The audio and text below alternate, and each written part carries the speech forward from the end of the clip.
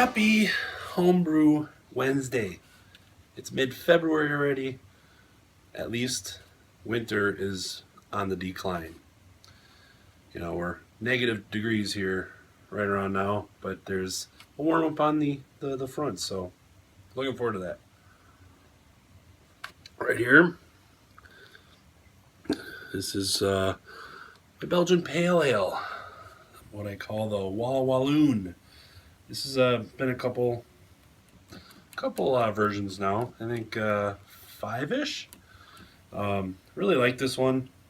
It's real easy drinking, and it's right around 65 IBUs, so it's not, you know, terribly crazy. Basically some Belgian malts, Belgian yeast, and then American hops. So my favorite part is it's dry hopped with Simcoe, which to me that Simcoe and that Belgian yeast just go great. I love it. What I've been up to, doing some New Year's brewing. Got a couple batches in. Do have some brew day footage I took when we did kind of a celebration ale take, and then we also did my Imperial Irish Stout that I transferred over this week to secondary, and it's going to age with oak spirals, medium toast oak spiral that I had soaked in Jameson whiskey for about a month or so. So I dropped that in there. Cocoa nibs are going in, some Irish cream coffee's going in. I did some lactose malto at the end of the boil, trying to get some of that Bailey's cream flavor through it. And then depending on how it tastes, I may add in just a little splash of Jameson near the end, because I would like some of that whiskey flavor in there too. So hopefully that one turns out. That's probably going to be a good, probably 6 months till I'm thinking about pulling it out. So we'll keep an eye on that one. I'll let you guys know how it tastes and how that goes. I brewed a Vienna lager on the little 2.5, 3 gallon batch brew in the bag system, and went pretty well. I've been trying to dial in my brew in the bag numbers, because it seems like I always end up with too much pre-boil water and the gravity's too low, and then I end up having to boil down to what my pre-boil is supposed to be. I got a couple calculations online, built a little quick converter, so I put in my grains and volumes and this and that, and it kind of tells me, and it's been pretty close the last 2 brew in the bags that I've done, so that might help me a little bit. What else has been going on? Well, you can see right here, this is a 5 gallon whiskey barrel. I'm hoping to brew my Barleywine again and put this in this bad boy for like a year.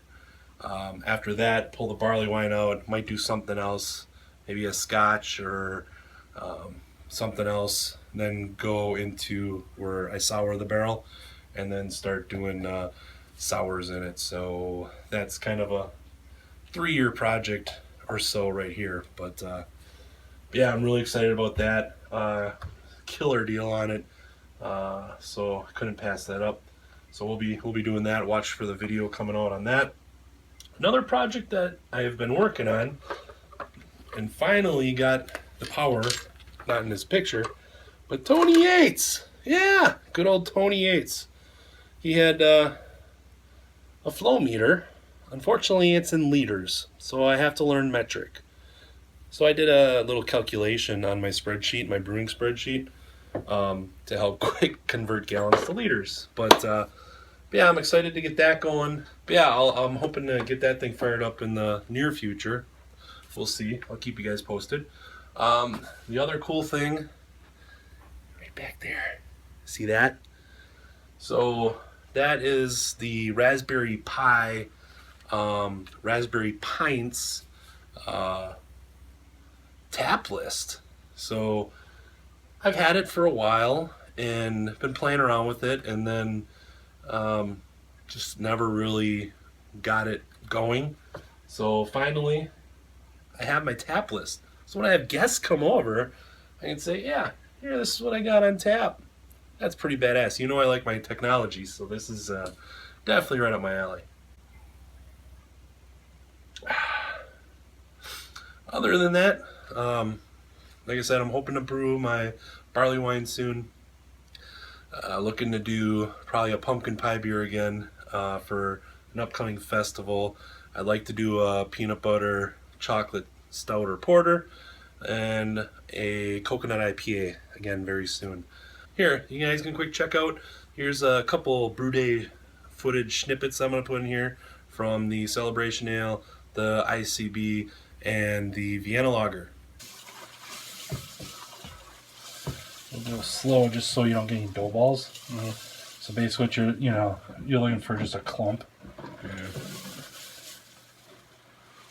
I don't know where the probes are, so I don't want to bang in here too Probes much. over this side, so if you kind of stay on the back half there. ICB Stout, 22 pounds of grains. I think we got about 9 gallons of strike water in there, so it's a 15-gallon pot there. That's pretty damn full. So we'll get mashed in and see where we're at. This is one thick mash. Just added in a little bit of rye, flaked rye, and a little bit of flaked oats. You can see how, even with 8 gallons, that's pretty damn thick. Alright, looking at, we're actually kind of looking up here. So the HLT temp is actually the mash temp, just because we're doing a double brew day here. This is the mash that we're finishing up, which is our Celebration Pale Ale. So getting this, we're at about 154, which is a little bit lower, but I think we'll be all right. We'll get that recirculating at some point here. So here's the spin cycle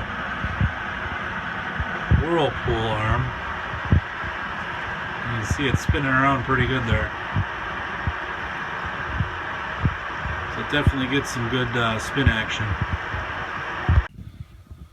1:30 in the morning, and I'm finishing up sparging on the ICB.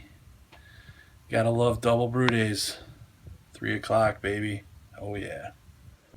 Alright, we're coming up to boil. Look at that, beautiful. Nice marbling. That's just a look at the grains when we're all finished.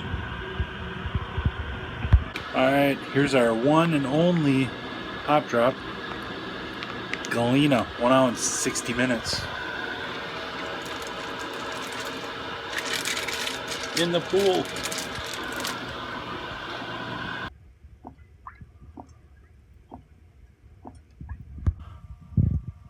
Alright, so we're getting ready to mash in on a Vienna Lager Brew Day. It's in about 157 in the mash tun. This is a brew in a bag. So one thing I'm trying this time is, normally I got the boil coil right underneath that, and I have to kind of pull out the bag, heat it back up, and to try to maintain temp. This time I'm taking one of those domed false bottoms, turn it upside down. Now my mash will rest on top of that, and that way I can hopefully fire the element throughout the mash to kind of keep it right at 150 degrees. So we're gonna try this. Hope for the best here, but that's my attempt to not burn the bag and keep the heating element on during mashing. Mashed in. Using the calculator, they figure about 6 gallons of strike sparge water. I'm doing a brew in a bag, single infusion, whatever you want to call it here. But yeah, so we're gonna go mash this bad boy in. Make sure all of our grains are not clumpy anymore, and then let this mash for an hour or so.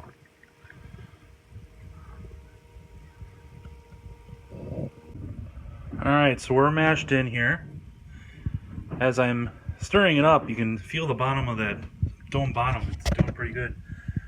Sitting at 150, heating at 150, pump is on recirculating, so you can see the flow coming in a little bit there. Alright, so we got an hour on the timer.